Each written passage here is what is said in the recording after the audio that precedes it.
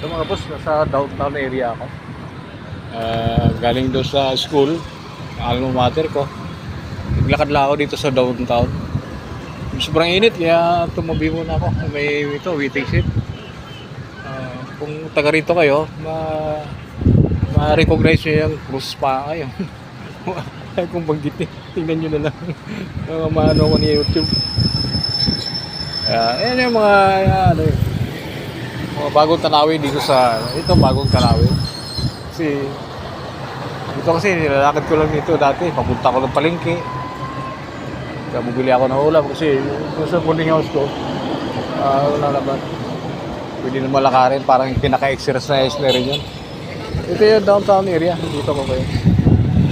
Ayan, so papunta kasi ako ng palengke, doon na lang kasi akong bibili para pagkano lahat yung may expense. Ayun lang. I-inform ko si ano.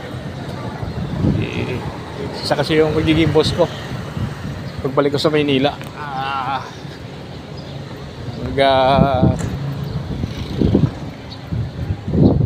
May offer sa akin.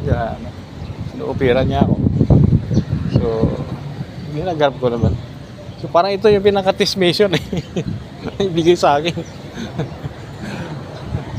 Kaya kahit mainit, gagampanan ko kasi panibagong ano to eh, trabaho. Kaya actually, hindi ko pa rin naman iwanan yung aking ano. Isa-line ko na lang after sa mga transaction kong gagawin. So, sa sweldo na ano, hindi na lang ako mag-demand ng ano, bahala na siya kung ang exact na lang naman. Ang tama lang din. Kasi ang oras ay hindi naman sagad. Yung magiging ano, gagawin niya kung full-time liaison. Full-time liaison. Kasi yung magiging boss ko siya eh. Trupa ko siya dati. Kasi ano na rin siya eh. Lieutenant Colonel na siya ngayon. Kaya, so, ano na, ini-improve na yung mga negosyo dyan na umpisaan. Yung mga negosyo na kasi sa napundar.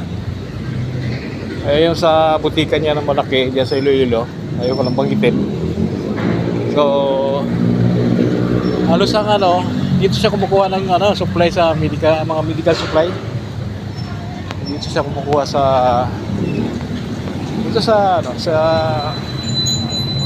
Maynila. Nasa Jinsan pala ako ngayon. Pagbalik ko na pala doon sa Maynila. So sa Maynila sa kumukuha ng mga stocks ng kanyang medical supply. So ayaw ko lang pagkitin yung pangalan ng kanyang butika. Ang privacy kasi niya, confidential. Yung magiging operation ko sa sa Maynila pagdating ko sa maring sa bukas. Kasi yung flight ko bukas sa 11:25. So yung test mission na binigay sa akin ngayon, consider as test mission. Kailangan pa. So magampanan. Lalo to eh. First assignment ibigay sa akin. Pero naman tuna lang naman yung siyempre pag nasa Jinsan ka, tuna kagad yung unang target. Siyempre sa pagkain, ulam or whatever. Okay, so update ko na lang kayo pag nasa ako, palengke na ako mamaya. Pero pa ako. Sobrang init. Minsan lang naman tayo bila dito sa may Jinsan area eh. Kasi sa may Metro Manila, marami nga silungan. May Skyway, may LRT, ano pang mga building na doon. So, dito sa mga expose. Pasok mo na lang sa mga area. Halimbawa, going to province, mga area ng going to province. Katulad yung Cavite, Laguna. Yan lang, pero malamig pa rin ang klima doon kahit na ganito. Kasi yung hangin malamig eh. From Tagaytay area. So, hindi ka masyado rin na.